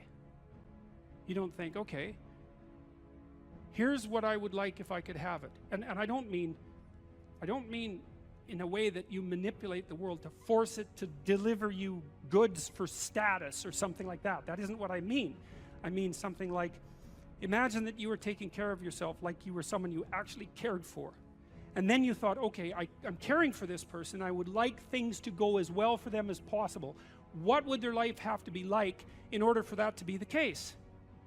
Well, people don't do that. They don't sit down and think, all right, you know, let's figure it out. You've got a life. It's hard, obviously. It's like 3 years from now, you can have what you need. You got to be careful about it. You can't have everything. You can have what would be good for you, but you have to figure out what it is, and then you have to aim at it. Well, my experience with people has been is, if they figure out what it is that would be good for them, and then they aim at it, then they get it. And it's strange because they don't it's a strange thing. It's not quite that simple, because, you know, you may formulate an idea about what would be good for you, and then you take 10 steps towards that, and you find out that your formulation was a bit off, and so you have to reformulate your goal. You know, so you're kind of going like this as you move towards the goal. But a huge part of the reason that people fail is because they don't ever set up the criteria for success. And so, since success is a very narrow line and very unlikely, the probability that you're going to stumble on it randomly is 0. And so there's a proposition here, and the proposition is, if you actually want something, you can have it. Now the question then would be, well, what do you mean by actually want? And the answer is that you reorient your life in every possible way to make the probability that that will occur as certain as possible. And that's a sacrificial idea, right? It's like, you don't get everything, obviously, but maybe you can have what you need. And maybe all you have to do to get it is ask. But the asking isn't a whim or today's wish. It's like, you have to be deadly serious about it. You have to think, okay, like, I'm taking stock of myself. And if I was going to live properly in the world, and I was going to set myself up such that being would justify itself in my estimation, and I don't mean as a harsh judge, exactly what is it that I would aim at? Sit on your bed one day and ask yourself, what's what remarkably stupid things am I doing on a regular basis to absolutely screw up my life? And if you actually ask that question, but you have to want to know the answer, right? Because that's actually what asking the question means. It doesn't mean just mouthing the words. It means you have to decide that you want to know. You'll figure that out so fast it'll make your hair curl. There's so little emphasis in our popular culture, especially with regards to the so-called mainstream media, on discipline and responsibility, that there's a tremendous hunger for anything that pertains to that. And you have a right to be discussing that, I would say, because of your background, which, if nothing else, required a tremendous amount of discipline. Yeah, and I ended up writing a book called Discipline Equals Freedom. And I'm lucky that I wrote it when I did, because if I would have written it 2 years later, everyone would have said, oh, everyone's talking about discipline now. So yeah, discipline, absolutely. Discipline does bring you freedom in life. And that's something that I kind of figured out over time. I didn't So what do you mean by that? Like, how did you figure that out? And what do you mean by that? Because they're often, and you know, the classic sort of, what would you call it? Romantic rebel is someone who is free from excessive order, let's say. They see freedom and discipline as antithetical, rather than seeing one as a precondition for the other. And so how did you learn that discipline was a precondition for freedom? If I've got the equation, how did that manifest itself in your own life? So we'll start off by saying this. And look, I was a young kid. I joined the Navy to go in the SEAL teams. I went through SEAL training. I showed up at a SEAL team 1. And when I got there, and as I look back, this is a very powerful thing, even though it's very simple. So I'm 19 years old when I show up at SEAL Team 1. I'm done with the basic SEAL training. And I have a goal in my head, which is this. I want to be a good SEAL. Mm-hmm. That's what I want to do. That's like, I don't know about anything else. This is what I want to do. I want to be a good SEAL. That's what I want. I want to be a good SEAL. And so as a 19-year-old with all kinds of energy, and we haven't talked about my childhood yet, but I was kind of like a very rebellious kid. When you talked about seeing a kid that looked like you could have handed him a club or a battle axe and he would have probably been feeling a little bit better, I was like that. I was constantly looking around for a club or a battle axe because that's what I felt like I needed to do. And it was beautiful because I was running around the woods as a young kid playing Army. And I just went and actually played Army. That's what I ended up doing. So I never really had to force myself into some mold that I didn't want to be into. So I got to SEAL Team 1, and now I just want to be a good SEAL. That's what I want. And so now that starts steering some of my decisions. And for the most part, it steered my decisions in a decent direction. Now, there were some times where, as I look back now, what I thought was a good SEAL was a little bit off, but luckily it wasn't 180 degrees off. It might have been off 30 degrees or 40 degrees. Right. And as I got older and more mature, and I figured out more about what that ideal should look like to me, and I could keep chasing that ideal, that was good. But even to be a 19-year-old kid with a 70 or 80 degree corridor to move forward in is not a bad thing. No, it's a gift. It's a gift. Exactly. Mm-hmm. So then I'm looking around at other SEALs that were older than me and more senior to me and trying to figure out which one of those guys is a good SEAL. Yeah. And what I realized was that the guys that were working harder, for the most part, were good SEALs. Now, there's just some people that are just way talented. Right. And they would show up, 3 minutes before a run or 3 minutes before we do a shooting competition, and they could just walk through it, no problem. Right. And that's great for them. It wasn't me. I'm not that great at anything, but I saw other guys that might not be great at anything either, but they worked hard. They showed up to work early. They did the drills that they were supposed to do. They had discipline. And when you have amalgamated statistics, and I hope I get this right, but it's approximately correct. If you work 10% longer hours, you make 40% more money. Right. And so, and I think your comments about talent are also dead on. It's like in any field of enterprise, there are people who are phenomenally gifted. And then if they work really hard, they're even more phenomenally gifted, right? Those are the people who break records. But that talent apart, hard work actually works. And with virtually everything, it might not make you the best at whatever it is you're pursuing, but it will certainly make you better than you are. And then I have this new book. I hope you got a copy, because did you get a copy? Okay, so I'm bringing it up for a particular reason. I have a chapter in this book called, well, there's two that are relevant. Imagine who you could be and then aim single-mindedly at that. That's one. And then the course, or what would you call it? A complementary chapter is work as hard as you possibly can on one thing and see what happens. And that's also predicated on this idea that discipline is a precondition to freedom.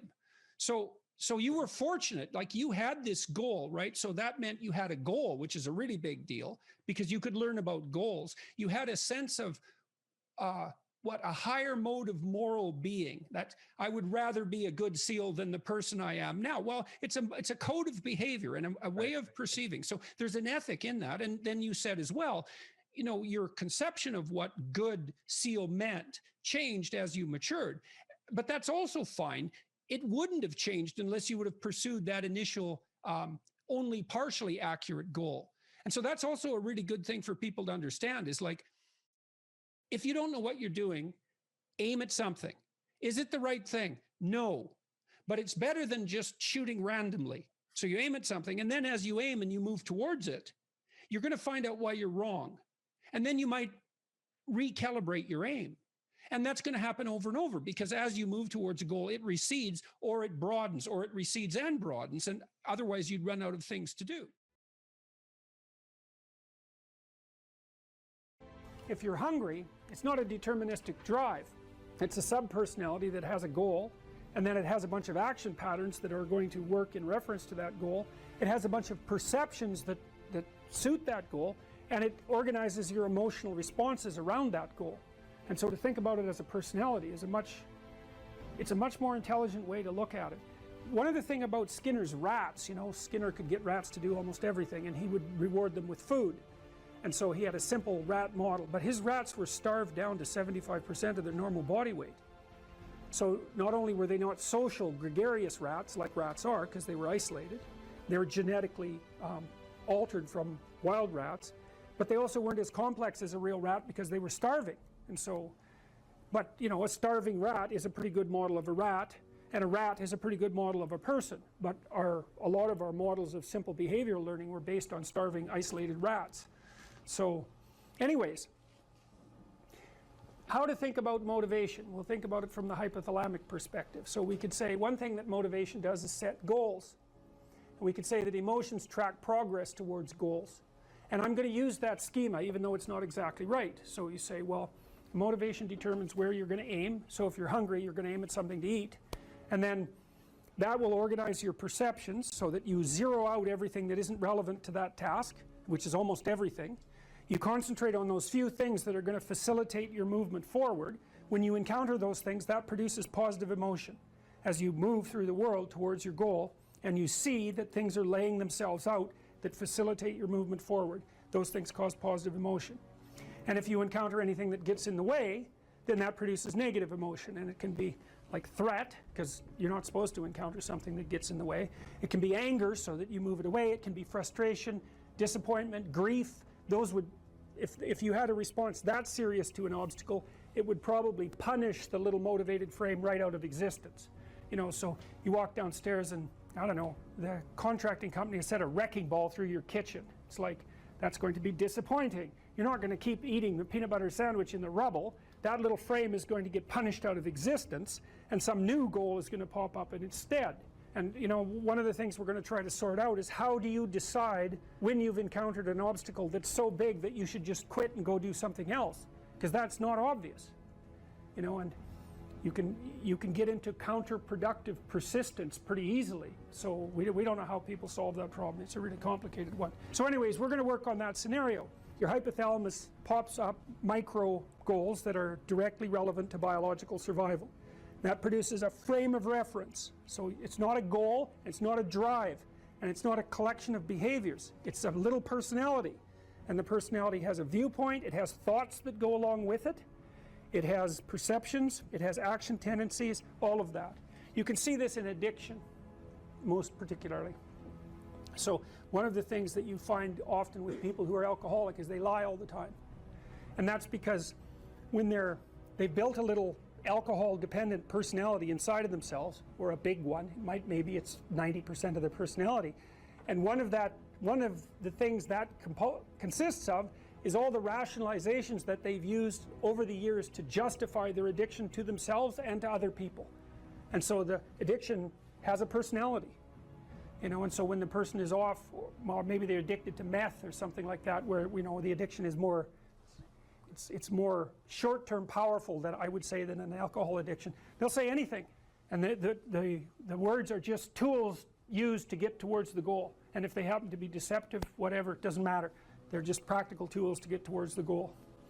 And then when you get towards the goal and you take a nice shot of meth or something like that, you reinforce all those rationales that you used to get the drug, and then the next time you're even a better deceiver and liar. So, okay, so we're going to say motivations, one way of thinking about it is they set goals, but it's not the right way of thinking about it. They produce a whole framework of interpretation. And so we're going to think about that framework of interpretation. And then emotions emerge inside of that. So that's it. So the world is framed, motivation set goals. You could say the world has to be framed. So motivation sets that frame, goals, emotions, perceptions, and actions. And then actions track progress. So positive emotion says you're moving forward properly towards your goal. And if you encounter something you don't expect, you stop. That's anxiety. It's like, oh, we're not where we thought we were. And so we don't know what to do, so we should stop because we don't know where we are or what we're doing. Stop, frozen. And then the more powerful negative emotions like pain, they might make you get out of there. So emotions, forward, stop, reverse. That's your emotions within that motivated frame. So, and that's another example of how your mind is embedded in your body. Your emotions are like they're offshoots of action tendencies. That's the right way to think about it, because action is everything fundamentally. So what are some basic motivations?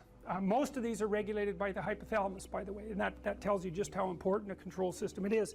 The other thing that's useful to know about the hypothalamus is that it has projections going up from it that are like tree trunks, and inhibitory projections coming down that are like grapevines. So you can kind of control your hypothalamus as long as it's not on too much, but if it's on in any serious way, it's like it wins. So partly what you do to stop yourself from falling under the dominion of your hypothalamus is to never ever be anywhere where its action is necessary, right? You don't want to go into a biker bar because you might find yourself in a situation where panicked defensive aggression is immediately necessary. You probably don't want that. You don't want the panic, you don't want the terror, you don't want the frenzied fight, you don't want any of that. You don't want to have to run away in absolute panic. So you just don't go there. And a huge part of how we regulate our emotions is just by never going anywhere where we have to experience them. And so that has very little to do with internal inhibitory control and everything to do with staying where you belong. So, okay. So, basic motivations. Hunger, thirst, pain. Pain is not regulated by the hypothalamus. That's a different circuit. Anger/aggression. Thermoregulation. Panic and escape. Affiliation and care. Sexual desire. Exploration. Play.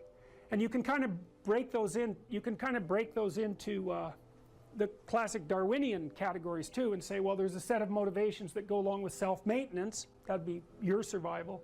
Ingestive and defensive. See, I've sort of coded them there. So the self-maintenance, there's an ingestive set of basic motivations that go with self-maintenance. You say that's hunger, thirst. There's a set of defensive motivations, pain, anger, thermoregulation, panic, and escape. And then there's motivations that are associated with reproduction, affiliation, care, and sexual desire. And then I put exploration and play sort of outside of that. I would say because those two things serve both of these approximately equally.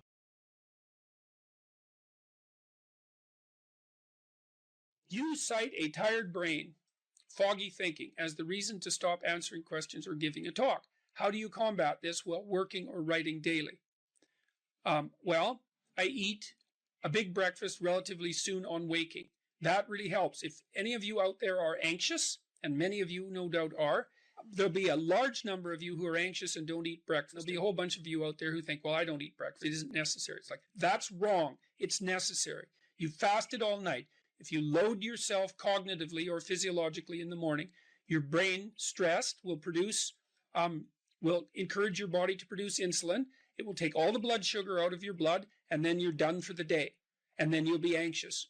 And a lot of the rest of you too, you'll find if you're anxious, try this. It's really, really interesting experiment.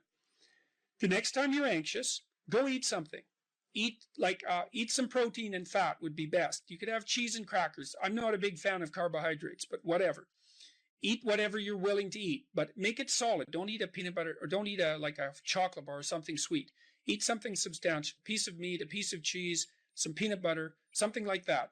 And then wait 10 minutes and see if you're less anxious. And try that for like 2 weeks. Every time you get anxious, eat something. Because then you can find out if your anxiety is linked to low blood sugar. And it's very likely that it is, especially if you also get irritable and foggy in your thinking. And the best way to treat that, as far as I've been able to tell, and there's a decent literature on this, is to make sure that you eat a big breakfast. And you might say, well, I'm not hungry in the morning. It's like, who the hell cares if you're hungry? I didn't say enjoy your breakfast. I said eat it. That's not the same thing. You know, there's lots of things that you need to do that you don't enjoy to begin with. You'll get hungry in 6 months and then you'll start to enjoy it. So that's a massive difference. I take small naps quite frequently. If I'm wiped out, you know, I'll go have a nap for 10 minutes or 15 minutes. And then that helps quite a lot. I try to wake up on a fairly regular schedule. That's another thing I would really recommend for people whose lives are in disarray and who are anxious. Try to fix your wake time. Going when you sleep, that's not so important. So you can still, you know, stay up late and have fun and all that. But getting up in the morning is really helpful.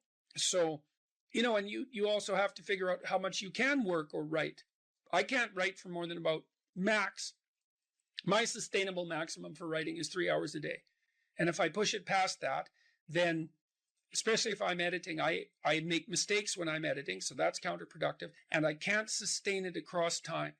And so I don't really think you can do more than about 3 hours of extremely intense intellectual work a day. Although if you have a nap, you can stretch that, but I think at least I end up paying for it across time. So nap, make sure you eat, and make sure that you get enough sleep. So that's how I combat it and try to make myself hyper efficient.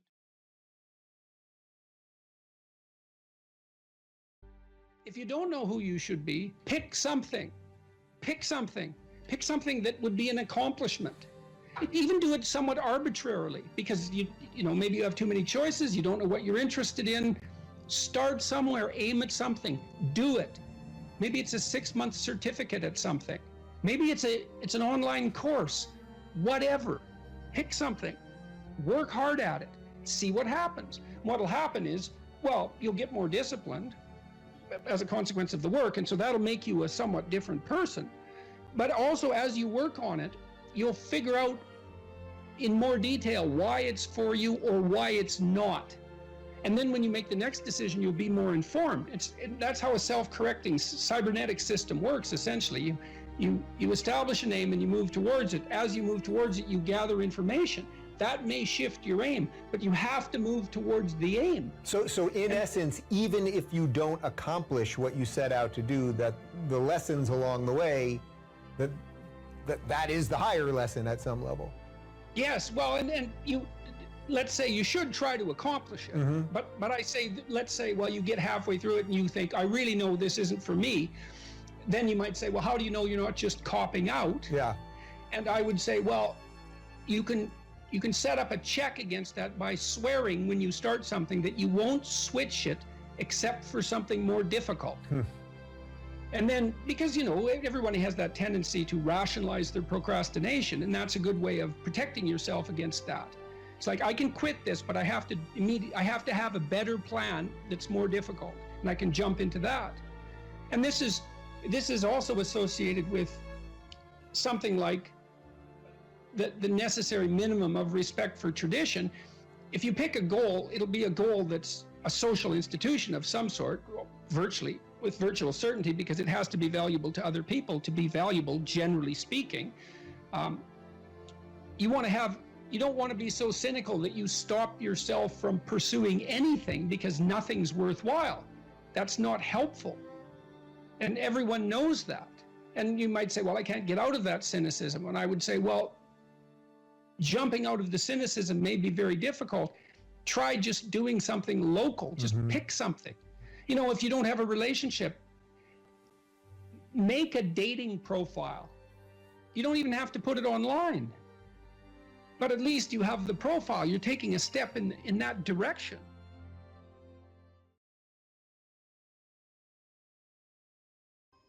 So as men move into their careers, how might responsibility and purpose be conceptualized? Well, look, so I always start from the fundamental observation that life is characterized by a fair bit of suffering.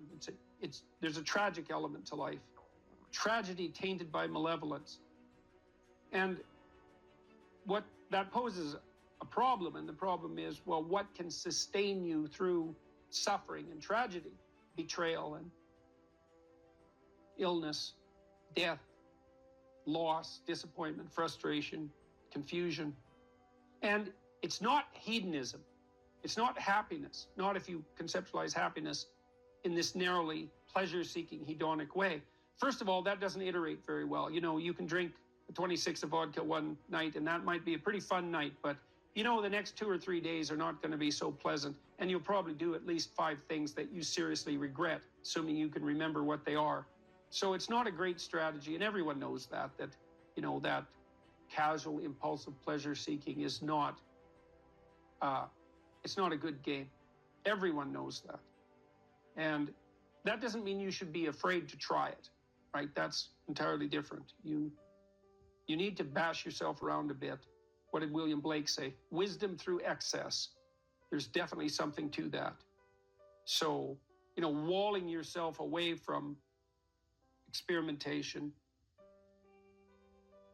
that's not a good idea. But falling prey to indulgences, that's a catastrophe. So you can't find, and then if your life is proceeding in a direction that's painful and tragic for reasons that might be really out of your control, obviously you're not going to be happy during those times. You may not have even the opportunity to seek anything that's pleasurable or the ability to experience it. So then what's going to sustain you under those circumstances and sustain your will to live, but even more importantly, protect you from the resentment and the moral corruption that unrequited suffering can so easily produce? And the answer to that is not happiness, but something like meaning. And then you might ask yourself, well, where is meaning to be found? And the answer seems to be primarily through the voluntary adoption of responsibility. You know, so people find meaning in the love they have for their partner and their decision to care for someone else as well or better than they would care for themselves. They find meaning in that, and it can sustain itself across many, many decades, for better or for worse. That's no joke, that phrase. They find meaning in the relationship they establish with their children, assuming they take the responsibility for that relationship. They find meaning in their friendships. They find meaning in their business associations, their civic engagement.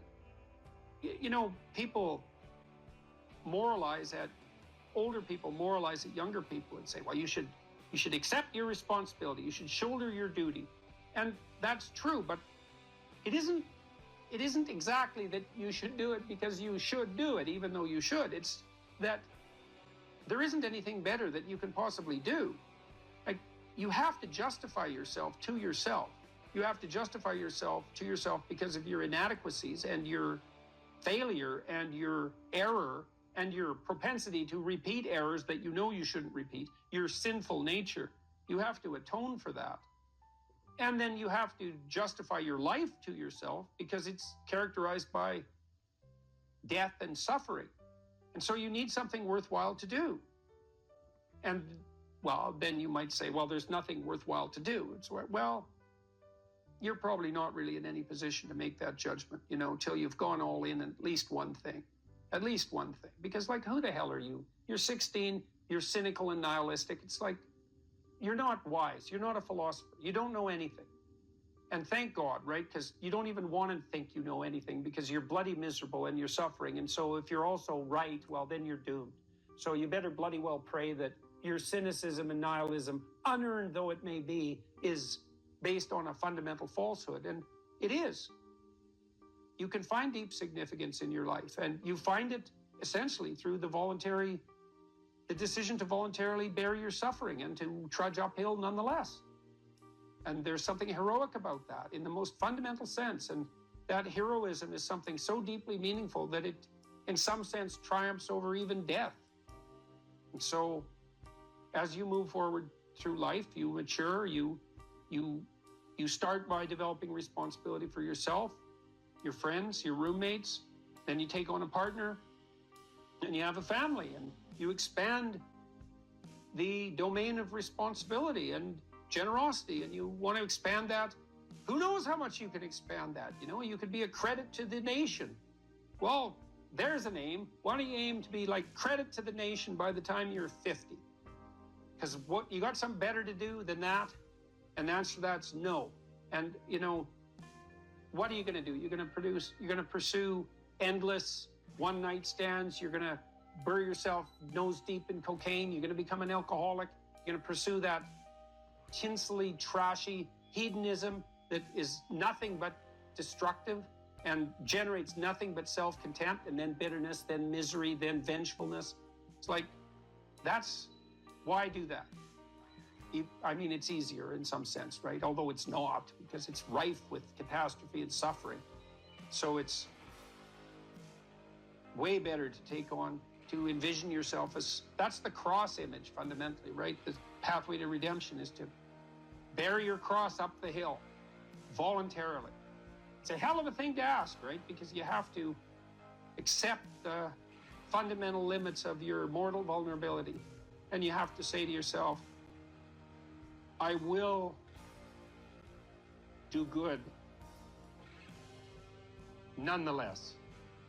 Right? And that's not obedience. That's not naivete. That's a cold decision, man.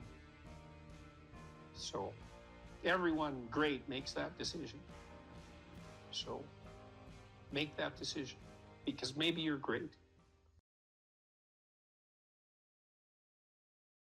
So I might say, well, why are you going to university? Or I might say, what are you doing right now? And then the answer would be, well, I'm sitting in class. And then the question would be, well, why are you sitting in class? And the answer to that would be, well, because I want to take this course. And why? Well, it's because I want to get my degree. So why? Well, because I want to be prepared for a career and a productive and high quality life when I get out. Well, why? Well, you can keep saying why pretty much indefinitely, and as you answer, you go farther and farther out in time scales. Now, it's a tricky thing, because one of the things I might tell you, this is a very complex cognitive problem, is, well, where should you stop?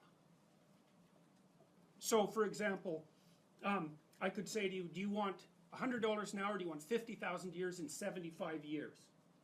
You're going to think, well, I'll probably take the $100 now. Well, how about 200 years? It's like, well, I'm not going to be there. I'll take the $100 now. Well, so obviously thinking out 200 years is not that helpful. Now, you might think, well, no, you should calculate the effects of your actions on the vastest time span possible, and include the largest number of people, if you're really going to equilibrate it. But the problem is you can't do the computations, because you get this thing called combinatorial explosion happening, which is that it's like a chessboard. You make one move, okay, fine. But then you could make 4, and then with each of those you could make 4 more, and then with each of those you could make 4 more, and soon, if you're looking 20 moves ahead, it's like there's so many moves that the other person could possibly make that looking that far ahead is pointless. You can't do the computations. And so we don't know how far you should look into the future. It depends on how stable your environment is. But 1 month seems okay. A year, yeah. 3 to 5 years, that's what I'll have you do when you do the future authoring program. 20 years? Probably not. And the reason for that is the margin of error in your prediction grows so large that your prediction isn't worth anything. And you can really see how that's the case now, because like, what's it going to be like in 20 years? When I was a kid, I used to read science fiction. It was like plausible accounts of the potential future. It's like, now, who knows? Anything could happen. Anything could happen. You know, you could be 3/4 robot in 20 years. You could have a lifespan of 10,000 years. I mean, we just do not know. We could be living in caves again with everything in ruins. We don't have a clue what's going to happen. So 20-year span, I would say, you know, get friendly with computers. So 20-year span's too long. So, okay, anyways, what I'm pointing out is that you have to calculate what you're doing across multiple spans of time, and in that combination, you know, in combination with many, many people. And that makes things very complex, but that's how you're building the structures that you live within. So one of the pathways that's on display with regards to the formulation of an identity, let's say, is this injunction, which is really a temptation, to love yourself. So we should take that apart. Now, the first question might be, well, what do you mean by yourself? And one answer to that is the person I am now. And you should love and feel good about the person you are now. And that's actually a dubious proposition for a variety of reasons. One is, whatever yourself is not only what you are. Yourself is also what you could become, and what you will and could become. And so to love yourself properly is not only to love what you are, who you are, whatever that means, but to love who you could become. Now, one of the things I've observed is that it's very demoralizing, let's say, for the typical young man. It's true for the typical young woman as well. So we'll say the typical young person who's miserable and maladjusted psychologically and socially, if you just go to them and say, well, you should feel good about yourself, because they think you're good just the way you are. You're perfect just the way you are. You should accept yourself just the way you are. It's like, well, okay, so what does that say about who I should become? Is that just now off the table because I'm already good enough in every way? So am I done or something? What about who I should become? And then, well, how should I feel good about myself when I don't?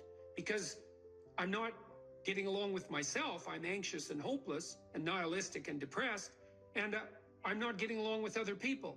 So how is it that that's all somehow something I should feel good about without being deluded? And these are complicated questions, because you don't want to beat yourself with a stick, which might be the opposite of that. So, well, feel bad about yourself. It's like, no, be judicious and merciful with yourself, and think that you need to accept yourself in some way, the way a mother accepts a child. But the maternal spirit is not the only spirit that governs the love that a child requires properly. You have the paternal spirit of encouragement as well, which is, well, we need to shelter and protect you and to provide for your security the way you are, but you could be a lot better and should be, and I have faith that you could be, which is the love that I'm delivering to what you're becoming rather than what you are. And so love that you direct towards yourself is partly directed towards that maternal care that's sort of the minimum precondition for basic flourishing, combined with an attitude of encouragement towards the possibilities of your being. And so that's a much more sophisticated so-called self-love, partly because it's the kind of love that envisions you as something that unfolds across time. And it's a much richer conception, because it also implies that there's a responsible adventure to your life. Like you're not all you could be, and there's pain in that, and there's the necessity for a certain amount of judgment about that, and even a certain amount of exclusion, because what you are that is insufficient in some sense should not be allowed to propagate further. But if it's conjoined with encouragement, it's like, yeah, you're in a rough situation there, kiddo, but you know, here's some things about you that are virtuous and good, and they're pretty powerful actually, and if you just made those more manifest, you could dispense with a lot of this immaturity and misery, and you could expand yourself out into life physically and psychologically. And you could start walking this pathway that makes things better. And the thing is that as soon as you start walking the pathway that makes things better, then things immediately become better because your whole orientation changes. And, you know, if you're in a bad place, but you're escaping, that's pretty positive, even if it's a bad place. And you might think, well, it's still bad, but it's better. It's like, well, that's a lot better than a bad place that's getting worse. That's for sure, because that's hell. Hell is a bad place that's getting worse. That's for sure. And so if you take the bad place and it's getting better, well, it's already not hell. That's a start. And so this notion of love, we've confused this with the maternal instinct for an infant. It's like, because an infant under 6 months is like, well, of course, your attitude towards an infant is you're exactly okay the way you are, in the sense that there's nothing to do with an infant under 6 months in the most fundamental sense, except to provide them with total care. But that's not what you do to any child that's older than 6 months. You start laying down some criteria for becoming, for improvement. And some of that improvement, because we can define it, well, there's nothing more perfect than a child, than a baby. It's like, yeah, but that's not true if the baby's 14 years old, right? It's true if the baby's 6 months old and actually a baby. But by 9 months, well, the child is going to start to interact socially. And now there's some principles that the child has to learn to abide by so that social interaction is optimized. And then you want to replace the infant with the toddler who has a certain domain of autonomy and responsibility and a certain capacity for social interaction. And you want to replace the toddler with the young child, with the preschooler, who now can negotiate a shared social space. And you want to replace the preschooler with the older child who's now capable of taking on as much domestic responsibility as is appropriate for that age. You want to take the infant who's entirely dependent and turn them into something that's autonomous and then socially integrated in a manner that's moving them towards individual responsibility. And the love is not only love that's devoted to what they are at any point, which is that encompassing maternal love, say, but the love that says, yeah, kid, you know, we're pretty happy you're around, but the new you is going to even be better. And that's encouragement. And that's part of love. It's half of love, that's for sure. And you want to direct that to yourself as well. It's like, you don't want to judge who you are so harshly that you just destroy yourself and everything is cast into the pit. You want to take a look at yourself and say, look, you know, you're a person among persons and you have intrinsic worth and you have your flaws, your sins, your domain of ignorance and inadequacy. But that doesn't mean that you're entirely worthless because of that. You have a base level value. That's intrinsic worth, let's say, that's reflective of the fact that you're made in the divine image in the most fundamental sense. You have intrinsic worth, and that's due a certain degree of baseline love. But there's the becoming problem. It's like, well, especially when you're young, most of you is still in the becoming phase. And so why wouldn't encouragement be the hallmark of love? It's like, get the hell up, get your act together, adopt some responsibility, put your life together, develop a vision, expand yourself beyond the narrow confines that are causing your misery. And we think you can do it. You could do it. You should do it. The world would be better off if you did it. You'd be doing better if you did it. Everything would work out better. Why would we not work to make everything work out better? And you're the person who could do it. And you tell young people that and they think, well, no one ever told me that before in that way. And they think, well, maybe I should get my act together. And then they go out and try to get their act together in some micro ways. And they think, well, turned out that worked and I'm less miserable. I could try doing it a little bit on a broader scale. And they try that and they think, wow, people seem a lot happier with me. I have more friends and I'm more popular and I'm a little more physically attractive because I'm standing up a little bit straighter. And then away they go. And why would you, unless you believe that human being is corrupt and pathological in its essence, which many people now seem to believe, or at least some dread spirit seems to insist, and people agree with it. If you don't buy that, then you think, well, yeah, you unfold, man. Unfold all those manifold possibilities that lurk within and be a force for good in the world, and that'll be the adventure of your life. And I guess we could also add to that a bit of a disquisition on truth. So you should be oriented by love, and you could say, well, that's the desire to care for being and becoming, however it's manifest, to want that to turn out in the best possible manner. That could be your goal. I want things to turn out in the best possible manner. And you have to decide if that's true, because people are tempted to create little hells around them all the time. So don't be thinking that necessarily you want that, because it's not that easy to orient yourself so that that's all you want, because you're bitter and resentful and angry. And so all of that's going to interfere with that vision of love. And then you might say, well, now that you have that vision, what do you have as weapons to clear your path, let's say, or to set things in order as you move forward? And one of the answers to that is we have truth. Well, why? Well, because you want to contend with the world the way it is, obviously. So truth is going to be useful in that endeavor. And then you might say, well, if I could get away with something by not telling the truth, why shouldn't I just lie? If I could get what I wanted and if I could avoid responsibility, why not lie? And the first answer is, well, what makes you so sure you want to avoid responsibility, except narrowly in this moment, because it's not a good medium to long-term strategy and everyone knows it. And what makes you think that manipulating people in the short term so that you can gratify a whim is going to be a useful iterative strategy? It's like it's not. So you can dispense with that. And so what do you do when you tell the truth? Instead, is you predicate your actions on an axiom of faith, which is that nothing better can happen than that which happens if you live in truth. And that's a statement of deep religious faith, because the evidence for that can only be gathered as a consequence of manifesting the actions that are predicated upon that axiom of faith. You don't know till you lay it out. But you can say, well, I believe that the truth will set me free.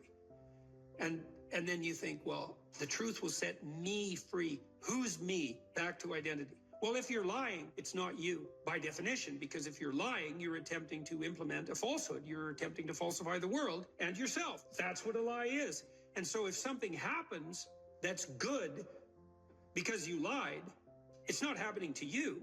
It's a reward for the spirit of deceit that you allowed to inhabit you. And if you reward the spirit of deceit that you allowed to inhabit you, it will grow. And I would not recommend that. That's a very bad idea.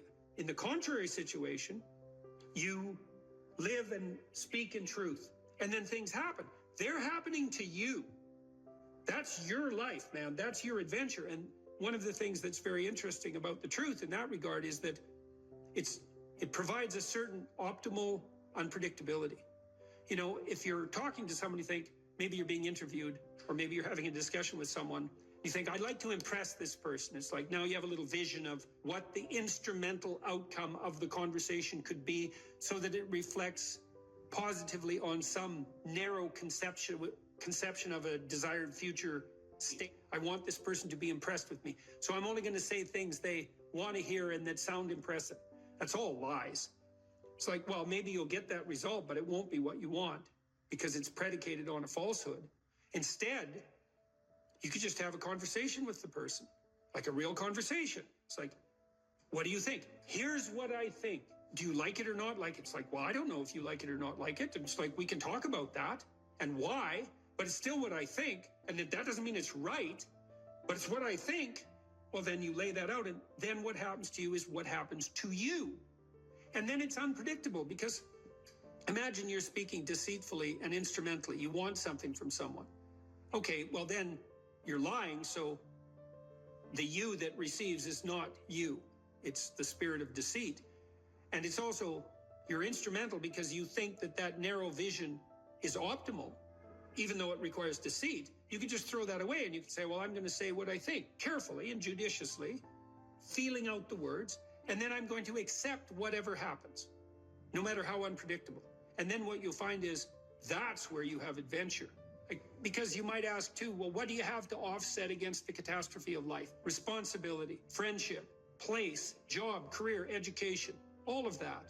Adventure. Adventure. Is the adventure worth it?